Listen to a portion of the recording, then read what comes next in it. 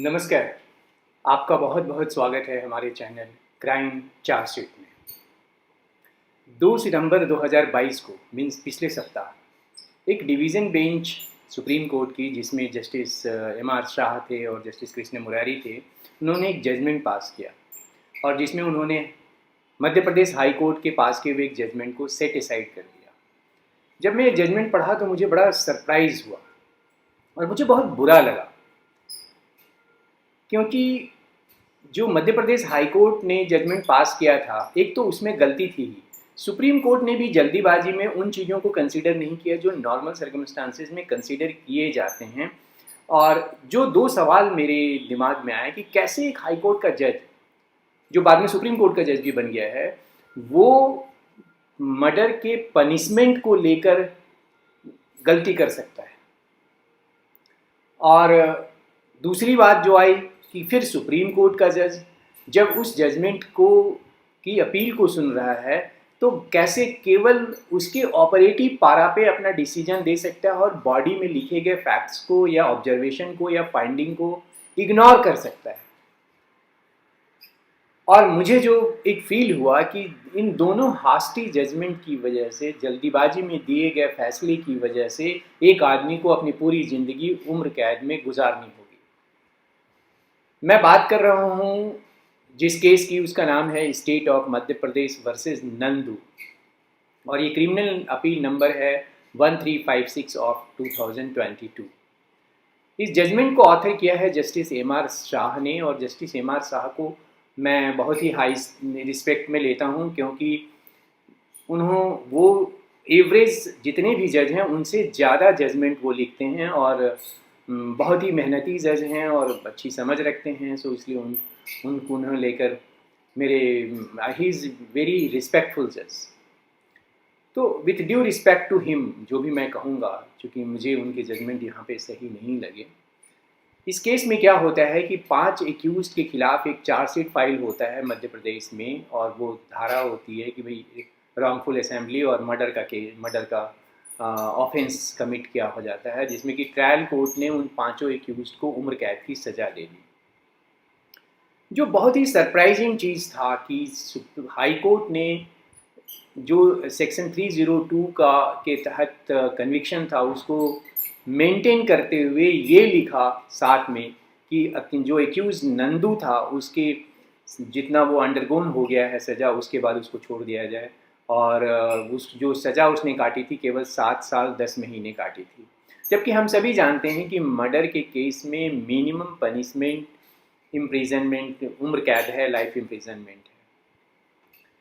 Supreme court ने इस judgement को सेट असाइड कर दिया और जो भी दोबारा से उसको नंदू को कहा सरेंडर करो और बचे हुई उम्र कैद का सज़ा काटो। मुझे बड़ा आश्चर्य हुआ सुप्रीम कोर्ट के इस जजमेंट को, और जैसे ये हुआ, जब सुप्रीम कोर्ट की पूरी जजमेंट को मैंने जब पढ़ा, तो मुझे लगा कि जो पहला क्वेश्चन मेरे दिमाग में आया कि हाई कोर्ट कैसे इतना बड़ा हिमालयन ब्लंडर कर सकता है कि अगर वो कन्विक्शन को मेंटेन कर रहा है 302 में और at the same time sentence को, सज़ा को कम कर रहा है। तो इसके बाद मैं एमपी हाई कोर्ट के वेबसाइट पे गया और इस जजमेंट को पढ़ा। ये जो जजमेंट पास किया हुआ था high court, Madhya Pradesh high court में, उसमें ये डिवीज़न बेंच का जजमेंट था। इसमें जो जजेस थे वो जस्टिस जे.के. महेश्वरी और श्रीमती जस्टिस अंजुलू पालो थी। और इसमें जो जस्टिस जे.के. महेश्वरी हैं, वो जस्टिस आज की डेट में सुप्रीम कोर्ट के जजमेंट हैं। तो मुझे बड़ा दुख हुआ उनके जो कंक्लूज़न था। तो मैंने देखा कि पारा 18 और पारा 19 लास्ट पैराज हैं, और इसमें उन्होंने कहा कि अपील को पार्ट में हम अलाउ करते हैं, लेकिन और कन्विक्शन जो नंदू का है और दूसरा एक अर्जुन और भी था, उसको 1302 में मेंटेन करते हैं, और उसके बाद नंदू को प्राइवेट डिफेंस का बेनिफिट देते हुए उसकी सज़ा को अंडरगोन पे जाके ख़त्म करते हैं।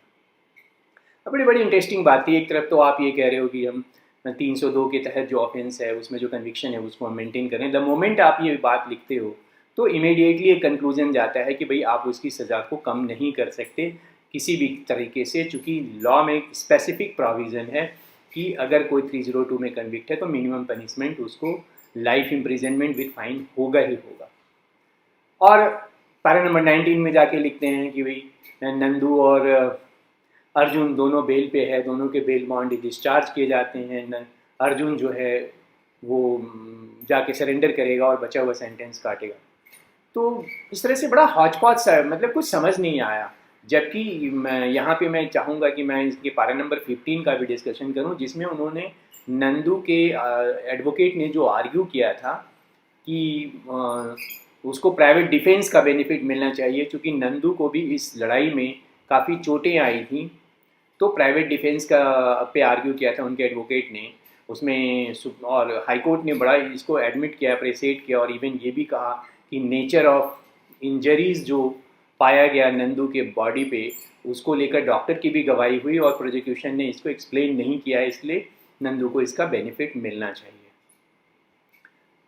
हाई कोर्ट ने जो कैटेगरिकली फाइंडिंग दी, जो 5 फाइंडिंग दी, मैं उससे आपको जिक्र करना चाहता हूँ। जो पारा नंबर 15 में उन्होंने 5 फाइंडिंग दी, और जो बेसिस था हाई कोर्ट के जज का इस सज़ा को कम करने का। सबसे पहला उन्होंने ये अपनी ऑब्जर्वेशन में और फाइंडिंग में लाया कि नंदू को प्राइवेट डिफेंस का बेनिफिट मिल सकता है, क्योंकि उसके पास पूरा अधिकार है प्राइवेट डिफेंस का, क्योंकि उसको भी काफ़ी इंजरी आई थी। दूसरा कहा कि कहीं भी प्रोसिक्यूशन सक्सेसफुल नहीं हुआ जो नंदू को चोट लगी थी उसको एक्सप्लेन करने में। तीसरी बात ये कही कि हालांकि प्राइवेट राइट उसके पास था, लेकिन उसने प्राइवेट राइट को एक्सीड कर लिया था थोड़ा, जो नेचर ऑफ इंजरी रिसीव जो उसके पास उसको लगी थी उसको देखते हुए ये कंक्लूड किया कोर्ट ने। फिर उसने ये कहा कि नंदू को इसका बेनिफिट मिलना चाहिए, और चूँकि 7 साल 10 महीना वो ऑलरेडी जेल में रह चुका है, तो उसको प्राइवेट राइट को कंसीडर करते हुए उसको उसके अपील को पार्टली अलाउ किया जाता है। यहाँ तक कि उन्होंने कंक्लूज़न में हाई कोर्ट ने ये एक्सेप्ट किया कि जो नंदू का अपील है वो अलाउ किया जाता है पार्टली, और उसको प्राइवेट राइट का बेनिफिट दिया जाता है। तो ये पूरा कंप्लीट एक पारा नंबर 15 एक पैरा है। तो अब जो मुझे लगा इस जजमेंट को पढ़ने के बाद, जो मैं शेयर करना चाहता हूँ, कि जो फीलिंग आई मेरे पास with due respect to finding and judgment of high court and supreme court, जो एक जो फीलिंग आई, पहला तो जो हाई कोर्ट था वो नेग्लिजेंट था अपने पार्ट में। मैं नेग्लिजेंट वर्ड इसलिए यूज़ कर रहा हूँ कि जब वो पैरा नंबर 15 में पूरा डील कर रहे हैं प्राइवेट डिफेंस का, तो उनको ये करना चाहिए था कि 302 में सस्टेन जो मेंटेन किया कन्विक्शन को, उसको अल्टर करके 304 में ले जाना चाहिए था, जो वो चाहते थे। बट किसी वजह से, या तो अब पता नहीं किस वजह से, ये एरर आ गया कि 302 को कन्वर्ट नहीं किया 304 में, जिसकी वजह से ये सारी चीज़ें, क्योंकि हाईकोर्ट का बेसिक पर्पस पूरे चीज़ों को डील करो और प्राइवेट डिफेंस को वैल्यू देने का मतलब ही यही था कि वो उस ऑफेंस को कन्वर्ट करना चाहते थे 302 से 304 में, 304 में culpable homicide not amounting to murder में। दूसरा जो मुझे जो फीलिंग आई कि अगर सुप्रीम कोर्ट ने पूरे जजमेंट को देखा होता तरीके से और उसको पढ़ा होता, तो कम से कम सुप्रीम कोर्ट इस चीज़ को ठीक कर सकती थी, जो या सुप्रीम कोर्ट जो प्राइवेट डिफेंस पे फाइंडिंग थी उसको भी डील कर सकती थी। जबकि सुप्रीम कोर्ट ने बड़े छोटे से जजमेंट में केवल ऑपरेटिव पारा को कंसीडर करते हुए उसके जो स्टेट की अपील थी और नीचे से जो उसको केवल 7 साल 10 साल पे छोड़ दिया गया था नंदू को, उसको सेटिसाइड कर दिया। मीन्स कि नंदू को बची भी पूरी ज़िंदगी अब लाइफ इम्प्रिजनमेंट की वजह से जेल में गुजारनी। तीसरा जो सबसे इम्पॉर्टेंट पॉइंट लगा कि मुझे, जब नंदू को के एडवोकेट ने जो हाई कोर्ट में होंगे, जब उन्होंने ये जजमेंट पढ़ा होगा और उनको ये चीज़ दिखा होगा, तो वहाँ पे उन्हें एक रिव्यू एप्लीकेशन मूव करना चाहिए था, जिसकी वजह से जो एरर आ गया था जजमेंट में, जो apparent on the face of record कह सकते हैं कि जज की फाइंडिंग कुछ और है और कन्विक्शन वो मेंटेन कर रहा है 302 में, उस चीज़ को ठीक किया जा सकता है।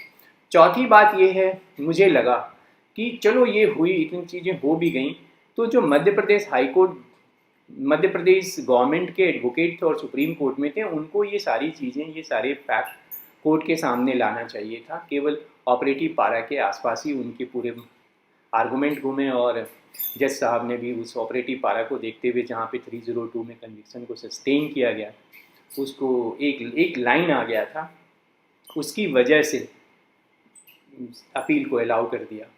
और पांचवी चीज़ कि आज की डेट में भी मुझे लगता है कि एक रिव्यू एप्लीकेशन फाइल करके सुप्रीम कोर्ट के नॉलेज में ये चीज़ें लानी चाहिए, जिससे कि नंदू के साथ पूरा न्याय हो सके। अदरवाइज गलती किसी की, सज़ा कोई भुगतेगा। ये मेरा नया चैनल है जिसमें सज़ा और सज़ा के बाद कस की सीरीज़ है, जिसमें हम कन्विक्शन से रिलेटेड चीज़ों को डील करते हैं।